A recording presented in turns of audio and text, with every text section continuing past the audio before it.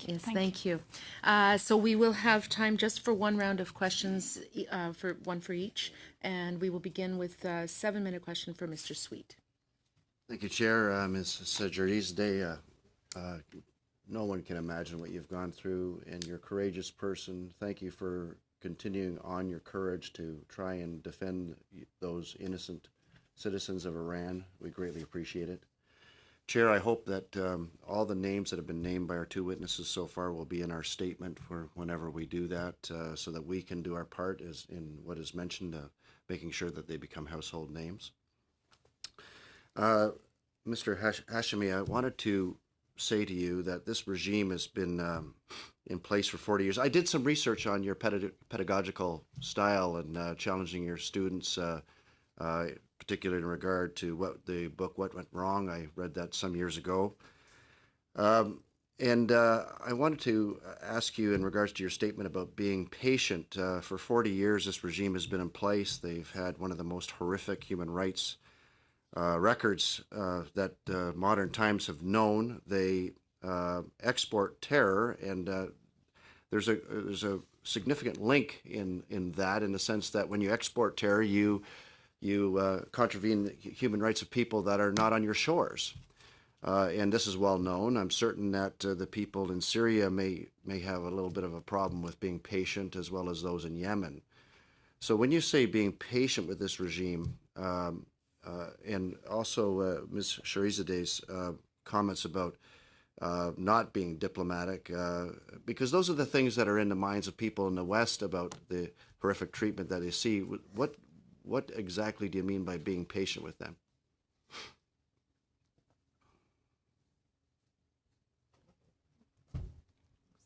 Patient with the regime. I didn't mean we should take the spotlight off of the Islamic Republic. I meant being patient with respect to the struggle for advancing human rights and democracy in Iran. That is a long-term struggle and has to be won in phases. I'm all in favor of shining the spotlight on human rights defenders in Iran, holding the regime to task.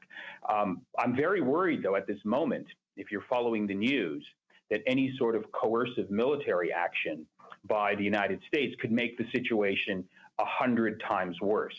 So I think that's a serious danger that we have to be cognizant of, we have to push back against if we're serious about human rights. So that's essentially what I was talking about. Okay. So are you in agreement then that the IRGC should be listed as a terrorist organization? I have no problem with that. I'm not sure that's the biggest priority that we should be pursuing. If it can some way advance the struggle for human rights and democracy in Iran, I'm all in favor of it. My own gut sort of reaction to that suggestion is that there's other initiatives and policies that we can be pursuing and should be pursuing that are much more meaningful to people suffering in Iran today, particularly those in the prison system. I think there's some other things we can do. I agree with you, but Ms. Sharizadeh specifically mentioned the IRGC, and I think those people who have been incarcerated, abused by the IRGC or the Besiege. I think just recently, that last December, I was reading that 5,000 people were incarcerated because of a protest, 25 people killed. These are IRGC and Besiege initiatives, and I think that would send a strong message. Are you familiar with the document that the Rahul Wallenberg organization published in regards to the names that should be identified under the Magnitsky Law so that they can be individually sanctioned? I've seen that document before. I don't recall the specific names, but I'm strongly in favor of using the Magnitsky Act to sort of identify, to punish, and to penalize human rights defenders. I think that's something that most human rights defenders in Iran actually would welcome. And to the extent that Canada can sort of, I think, move in that direction, I think it would be a net gain for human rights in Iran. You have 2 minutes. I'll give the rest to Mr. Anderson. Okay, Mr. Sweet, I wish I had a little bit more time. I guess, Mr. Hashemi, I'm a little bit surprised at your position on the IRGC, because they're the ones who oversee the human rights abuses. They're the ones who have been exporting terrorism around the world, in charge of wiping out religious minorities, and the international interference that they've been part of is expanding all the time. So I'm surprised to say that shouldn't be a priority of this government to list them. But I'd like to come back to our other witness and just ask you, there's a state orchestrated media campaign against you. I'm just wondering if you can talk a little bit about that. Last week I had someone approach me and said that they have been threatened from Iran. The Canadian citizen in Ottawa here, IRGC took one of their relatives and told them to call Canada and tell her to stop her activism because that would make sure that, quote, no one got hurt. I'm just wondering if you can tell us a little bit about your state, the media campaign against you, and then have you been threatened in Canada since you came here? Yeah, my family, as I told you, my husband arrested with me. He didn't do anything back then. When I came last December, I came here for a press conference to support Magnitsky sanction. After that, some officers went to my parents' house, and my mother was alone at that time, and asked them to come back later, but they didn't listen. They went to my house. They questioned my mom about me, about my husband, and specifically they asked lots of questions about my sister who lives in U.S. And they asked all the questions about when, how she went to live in U.S. That's why I'm very concerned that I asked her not to go back to our country, because she used to visit my family every year, but after that we are afraid that they got her hostage because they were asking lots of questions about my sister in U.S. Thank you very much. We'll now go to Ms. Khalid for 7 minutes. Well, I believe we're going to Mr. Levitt first. Okay, Thank you. Mr. Levitt. Thank you very much, and I want to thank both our witnesses. Ms. Sharizadeh, your bravery and courage. I've heard you tell your story a number of times, and each time I know that you inspire people and you raise awareness. And we had the pleasure of also having in the Foreign Affairs Committee last Thursday, Masih Alinejad, who again also spoke to us about White Wednesdays and the plight of women standing up in defense of their human rights, of their ability to be free. And I know it takes courage to be here. I know it's difficult, but we appreciate all of you that do this, including Dr. Ibadi, who also testified before us last week. I have the same question for both of you. What can we do as Canadians, as supporters of the Iranian people, to, one, let the Iranian people know we support them, two, help them achieve their aspirations to be free and to again have their human rights returned to them, their freedom, and C, hold accountable the abusers, given that after 40 years, the regime and its brutal enforcers, the IRGC, the Iranian Revolutionary Guard Corps, refused to end the repression and change their behavior towards the Iranian people. What can we do here? What do you think helps? Maybe we can start with you, sir. Well, my statement speaks directly to your question. And I'd just like to highlight I think the broad answer to your question is that if we really want to help the people of Iran to advance human rights and democracy, we should listen to them. And I think we should listen much more closely to them than to various political lobby groups who have a lot of influence in Canada and who I'd like to also mention tried to prevent me from being with you today. So I think that's important. We have to have our eye on the ball, listen to those people who are on the front lines, and be guided by their suggestions and their advice. And so I can go into more detail, but my statement speaks specifically to that question. If I could just highlight one concrete suggestion that Canada can pursue, and Ms. Shajarizadeh sort of, I think, alluded to this as well. Give honorary citizenship to courageous human rights defenders in Iran. One of the most prominent ones that has been mentioned in most of our testimonies today is the courageous human rights lawyer Nasrin Sotoudeh. She's been, condemned to 38 years in jail. She has impeccable human rights credentials. I think by giving her honorary Canadian citizenship, it would make it much more difficult for the Iranian regime to keep her in prison. It will keep the spotlight on her situation. I don't think it would cost anything for the government of Canada to do this, and I think it would make a big difference. And it would send a signal that Canada is actually very serious about doing something about human rights, not just talking about it. Thank you. And let me just point out that when we did testimony last week, as the previous 9 years that we've held Iran Accountability Week on Canadian Parliament, it is to hear from those voices, the voices of the repressed. And again, we had Dr. Shireen Ebadi, a Nobel Peace Prize winner, testifying before us last week, reaffirming loud and clear, as all the witnesses did that were before us, the need to continue to push for accountability, especially through both Magnitsky sanctions and the listing of the IRGC. So that is something that's been a clear message to Canadian parliamentarians, both in this committee and also in our Foreign Affairs Committee. Ms. Shireen Nazarek, if we can have your thoughts, please. I just have one question from Mr. Hashemi. I guess it's a great thing to give honorably citizenship to Nazrin Sotoudeh, but she's in jail. I can say all of the human rights activists right now are in jail. Most of our human rights lawyers are in jail, and the other one just keep silent because they're going to end up in jail. And we have other Canadian citizens. Saeed Malikpour is in jail. What can you do for him? He's the Canadian resident, and he's in jail. Niloufar Bayani is in jail, and they haven't give her even the accusation, the sentence. She's in, I don't know, she's in, she's detained in IRCG prison for more than a year. And she's not even facing the real accusation.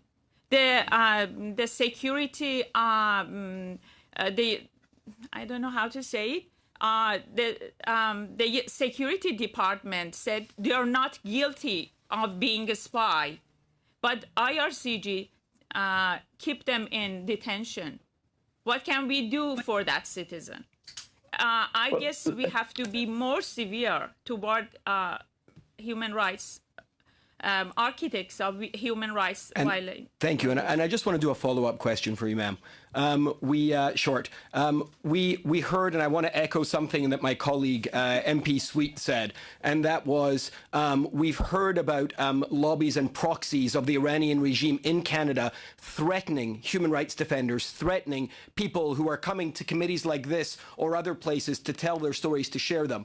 Talk to us about that. Just tell us briefly, if you can, about the types of threats that the Iranian regime is able to place on Canadian shores here. In 30 seconds. Sorry. The day I had a press conference here, they spread a lie about me in here, and after that they went to my house. They said I was asking for sanctioning on the people of Iran. And that's why the officers went to my house. The Iranian Canadian Consul spreading lies about my action. This is what I witnessed about myself, and they have been doing it for a long time. Thank you. Now for the final question to Ms. Hardcastle for 7 minutes. Thank you very much, Madam Chair. It's always very difficult during Iran Accountability Week. We hear the emotion and we get frustrated and we have emotion, but we do know I'm a member of Parliament who's been here for one term. And I've been like you. I've been someone who's been following this issue as a Canadian, following what I think the mistakes are in our foreign policy and how we should be doing something. And so I do understand how words even are construed. I know this is a long game, we call it sometimes.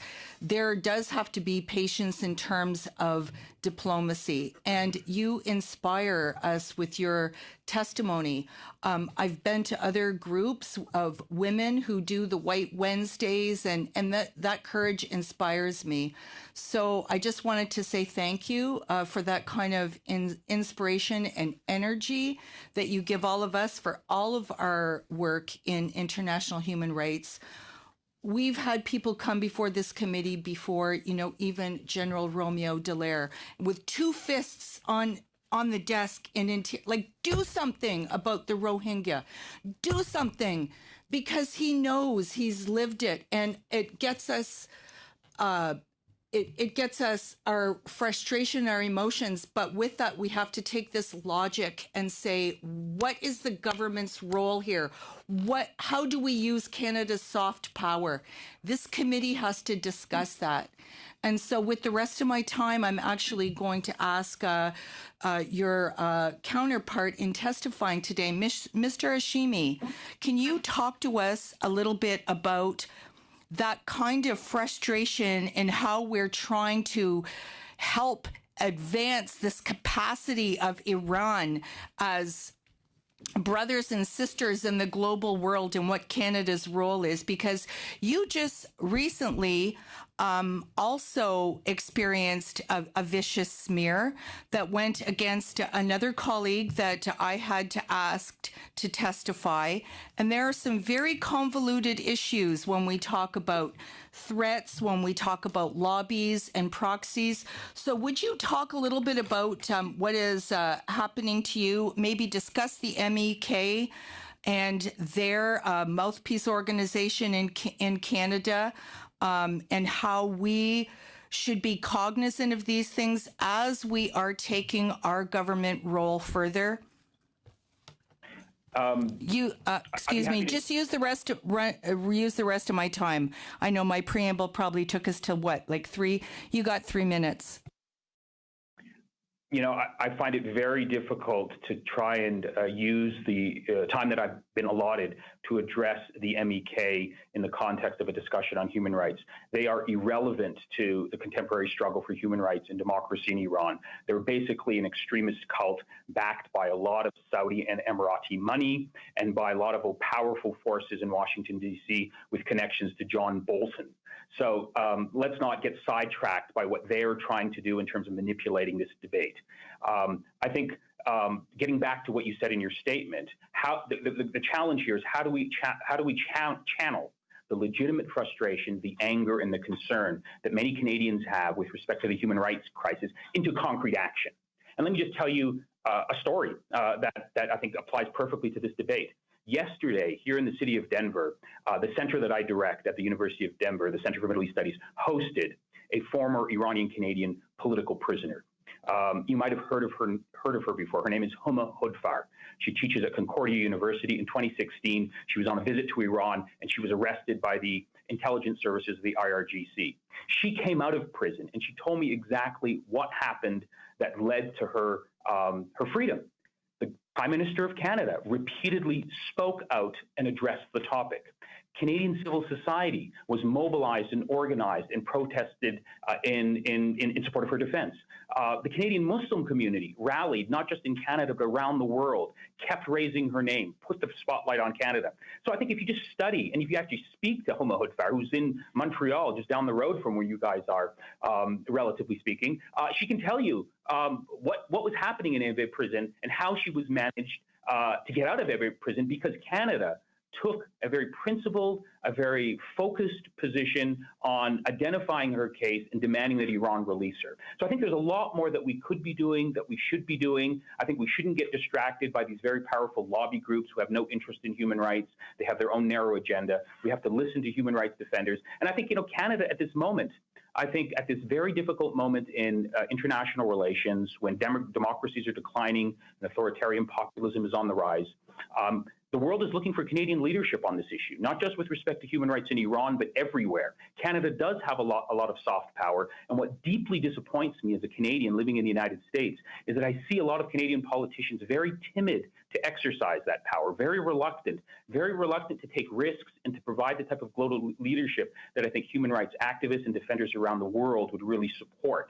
And so I'd like to see more of that happening coming up from Canada, particularly given this very dark and very critical moment that the world is passing through. Canada has a lot to offer, and it's really disappointing to me as a Canadian to see that potential that Canada has not being realized. So thank you very, very much. I'd like to thank both of our witnesses very much today, especially for your courage, Ms. Shajarizadeh, and thank you very much, Mr. Hashemi. And as you know, we will be having another hearing on this on Thursday at 1 o'clock.